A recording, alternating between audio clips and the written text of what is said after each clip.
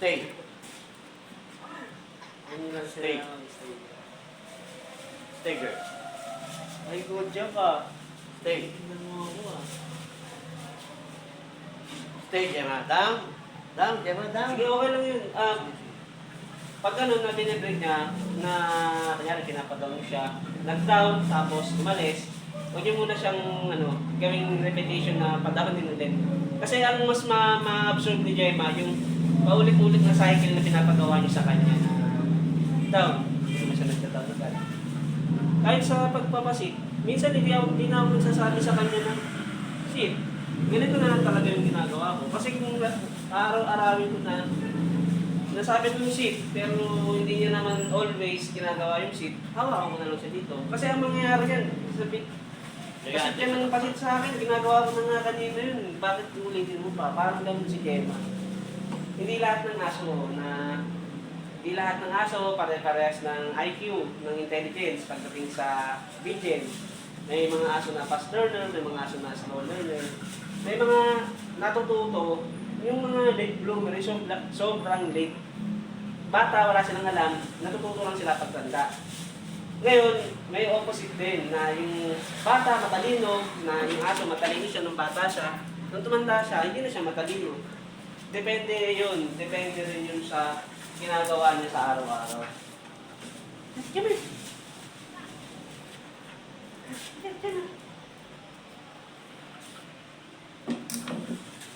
na sir.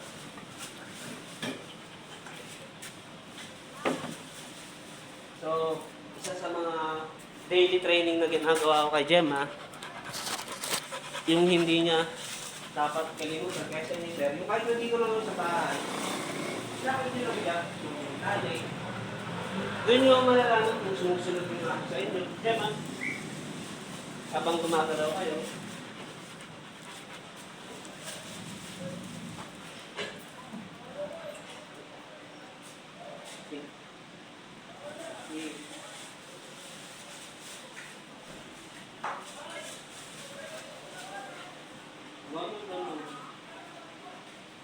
dapat yung caution tape, hinahangin, stressor. Ano, Gemma?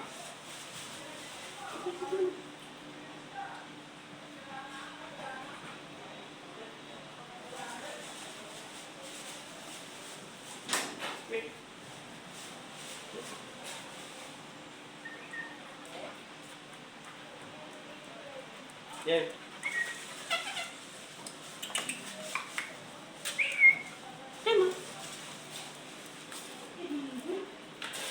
Kaya mas madali. Nasaan na yung posisyon ng ulo niya? Nandito na kasi meron akong resources dito eh.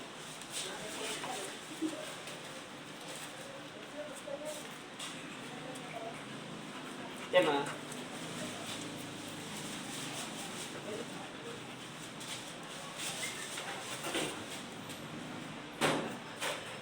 Gemma.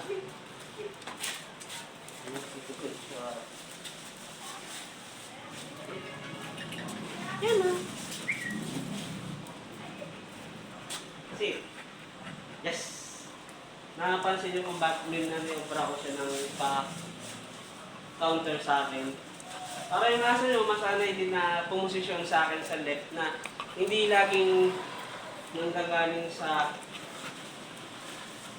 sa right side ko. Na laging puro ikot namin, puro ganito. Kailangan matutuloy si Gemma na umilos ng ganito.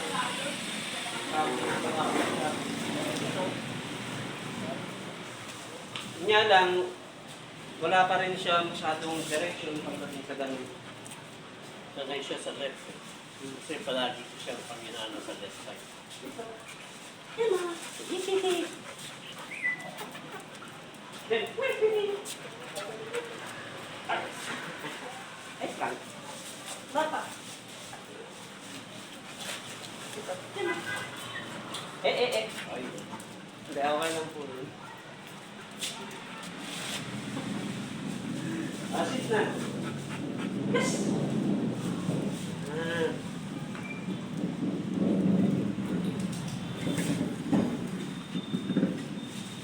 Uy, wag yung tali. Sirain yung laruan.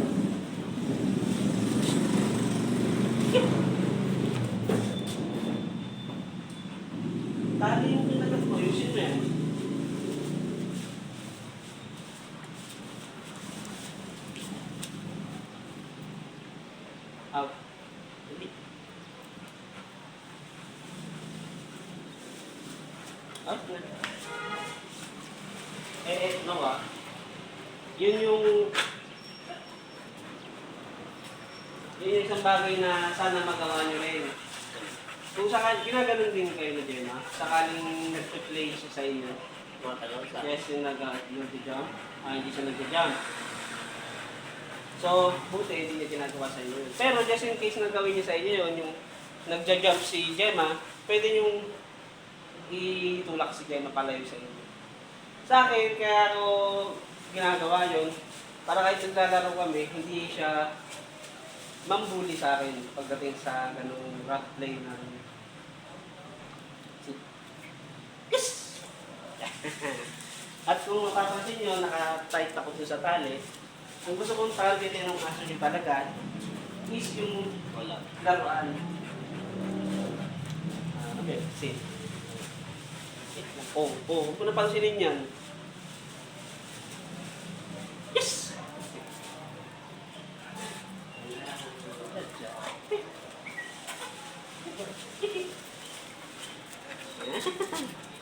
Yes! So, ayan, ngayon ko lang itong ginawa na dinadrop ko yung tali. Gemma, dito lang. Yahoo! Sit. Mamaya na. Pahinga ka muna. Ito ka magpapahin sa paleta. Gusto ko sa tindahan. Ang taga ko pa siya doon. Anong reaksyon niya pag nandun siya? May yung dito. Ano? Huwag lang gagalaw. Gano'n, naka-station, may gano'n. Tingin sa ano, sa bibili. Basta huwag lang may lilipad na plastic. May plastic doon, pero basta hindi gumagalaw yung plastic. Hindi siya ano.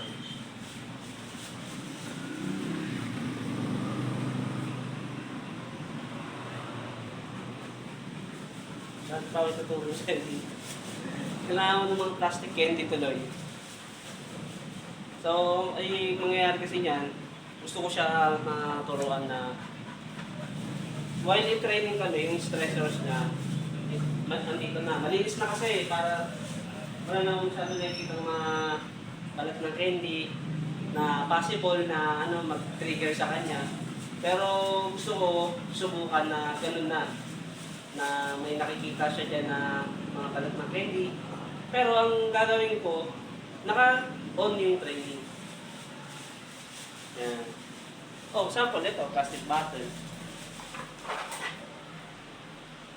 Ito, ginawa ko itong panglaman sa kanya nung nung pinapatutong ko siya sa platform ko. Pero ang gusto ko mangyari, sit na.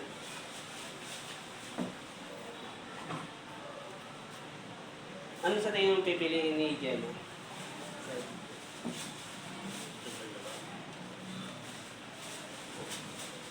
Maraming choice eh, kaya nilagay ko na dito. Pero delikado to pag yung leash nilalagay sa wrist, pwede ma-aksidente. Itong plastic bottle o itong toy. Yan ba? Yan. Sit lang. Oh, sit. Hindi ah. Yes! Yan. Kasi hindi pa din yung ano niya sa plastic.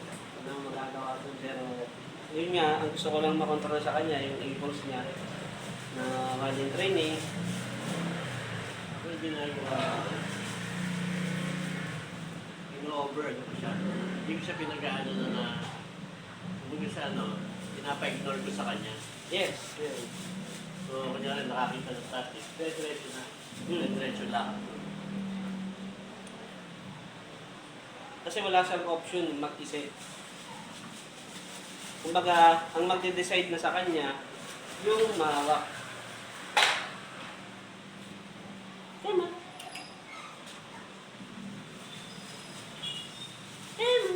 Naramdaman ko na siyang medyo yung attention niya gumagano. Binabantak na isa.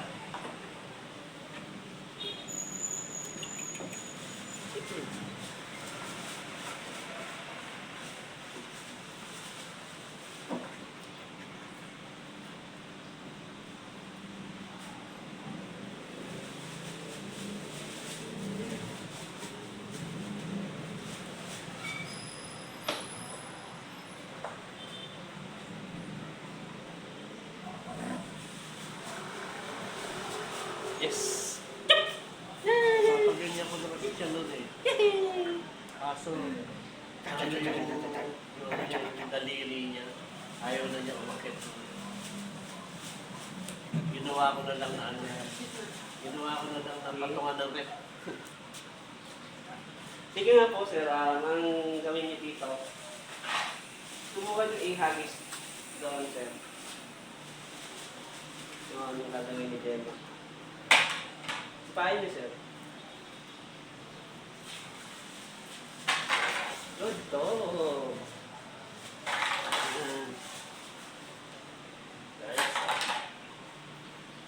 So, sa akin, may dalawang ibig sabihin na to. Mostly kasi pag hindi intense yung focus ng dog sa owner o sa nagtitrain, yung hindi siya masyadong, hindi naman sa hindi totally masyadong na-train sa focus, yung eye contact na sinasabi. May mga aso talaga na tignan man nila yung stressor, pero wala silang reaction na gagawin. Hindi sila yung nag-on.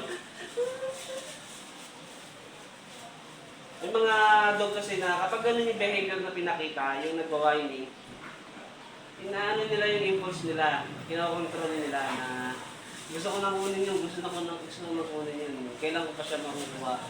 Sit na. So kay Gemma, wala naman siyang ganun. So hindi malala yung ganun ni Gemma. Pero hindi naman po hindi malala, ibig sabihin, hindi niya ako ilas-drag doon. Sige lang sir, isa pa. Subukan mo siya Nagkaroon siya ng pagkakataon. Ano. Sit lang. Ay. Kaya ginagay ko si Gemma na puro ganito yung gawin.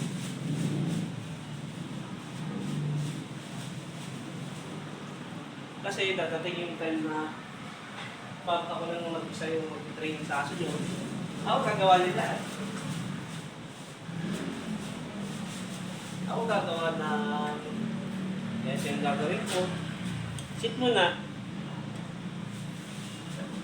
Ganyan. Sit. Gagawin ko yan. Nice.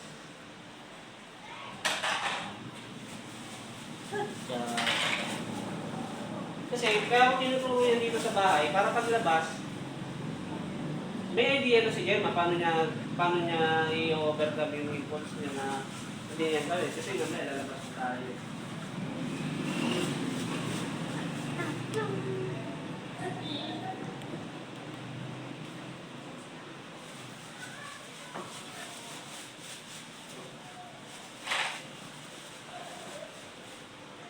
So, ito yung totoo pagdating sa pagtitraining ng dog. Hindi ba nakikita nyo, di ba may nagtitraining na sabi, stay, stay, stay, stay, okay, sit, okay, down. Ang nade-develop dun sa program ng training, yung paulit-ulit na sinasabi lang ng tao. Pero yung natural dapat na behavior ng aso na once na kanya, nakasit lang yung ganyan. Wala naman ako sinabi na na mag-stay siya, pero nakasit lang. Yung gusto ko na training talaga, yun yung result na yung aso nyo literal na nag-i-stay. Ngayon, ang mangyayari, yung duration na lang talaga. And then kung paano niya i-overcome itong ginagawa ko kanina ganyan. What about hand signals? Yung hand signals yung ginagamit? Yes, kasi yun yung program ng training. Oh. Pero ako, hindi ako masyadong nakaganon. Kung kaya naman sumunod ng aso na ganyan, wala akong sinasabi, hawakan ko lang siya dito, sit. O sabihin ko lang yung word na sit, o pwede ko pagsabayin, ginagawa ko. Dahil hindi na naman nagmamatter yung training sa stay, down, o sit, yung mga gano'n na hand gesture. Eh paano kung yung aso bingi o yung aso bulag? Hindi ko i-calculate doon kasi. O paano gagawin? Eh paano? Yun nga po. Kanya po sinasabi yun, nagre-respond siya. Yes. Pero pag hindi siya Kasi may mga trainer po na parang nawawalan na sila ng pag-asa pag ang next dog na tuturuan nila is ganun.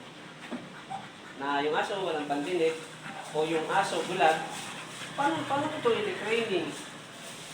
Hindi naman din pwede na i-jerk mo ng i-jerk yung aso. Kasi nagkaroon yung aso ng problema na kada gino-jerk yung aso, nangangagat. Paano gagawin nun? Kaya ako, natuto ako na mag-isip ng alternatibong paraan para yung aso maturuan. Depende yun sa aso na tinuturuan ko. For example, tinuturuan ko si Gemma ng ganyan na ang tinuturo ko sa kanya kasi galing siya sa ibang trainer na oo nga, nagsisit si Gemma, gano'ng katagal. Tapos, may problema pa si Gemma na napansin ko na hindi niya masyado ginagalaw yung back legs niya. Hindi ako yung trainer na ipipilit yung gano'n. Kasi nakita ko na nga yung problema ni Gemma na gano'n eh. Hindi ko naman naiutos kay Gemma yan na parang tao na gamitin mo yung back legs. Eh kung gano'n nga talaga si Gemma eh, marami na akong magagawa.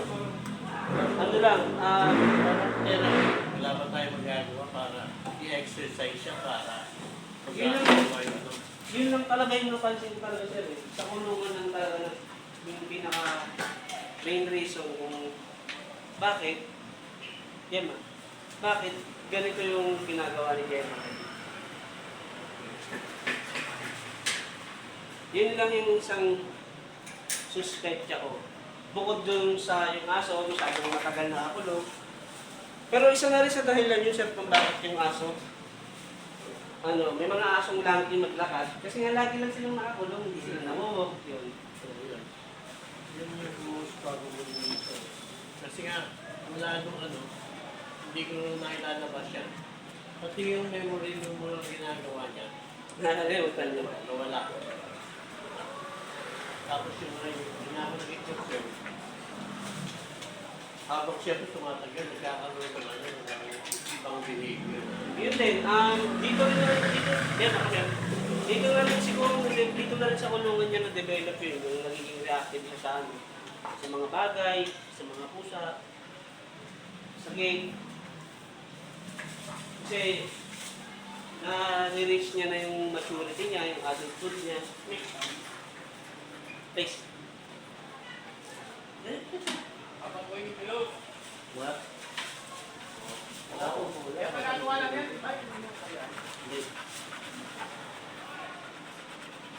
Then, ganito rin, kung sakaling may bad behavior si Gemma na ginagawa, hindi ako yung masadong susut-susut. Minsan ginagawa ko yun, minsan hindi. Minsan, kung ganito lang ginagawa ko siya, Kung saan siya mas komportabling, komportabling yun, bakit?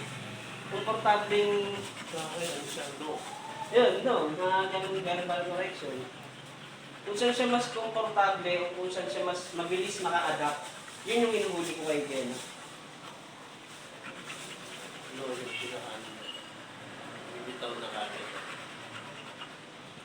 So pag lalabas po tayo mamaya, ito yung gagamitin kong dish. At papakita ko sa inyo kung paano ko siya hinahandle sa labas.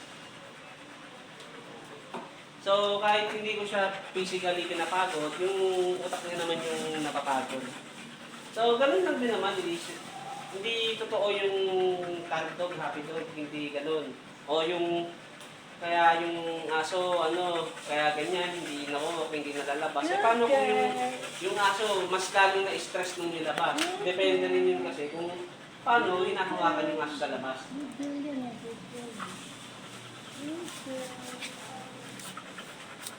Saka si Gemma, mahilig siya mag-marking yung pag-ihe. Okay lang naman yun. Ganda nga yun eh. Baka mamaya, kung na rin siya tumahan sa labas, okay lang din.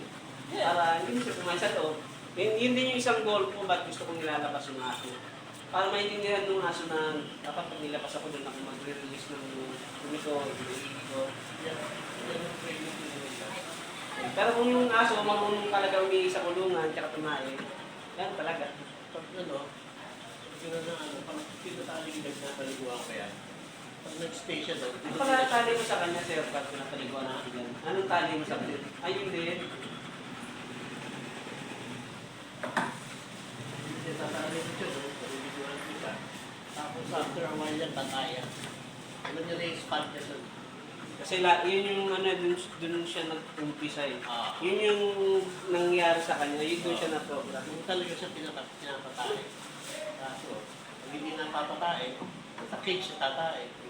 Hindi naman din kayo pwede umuwi dito araw-araw para patayin lang si Jeremy. Hindi naman kaya ni Mrs. na itali mo yan eh. At saka may isa pang gusto si, si Ma'am, yung ita-travel yung aso sa sasakyan nyo.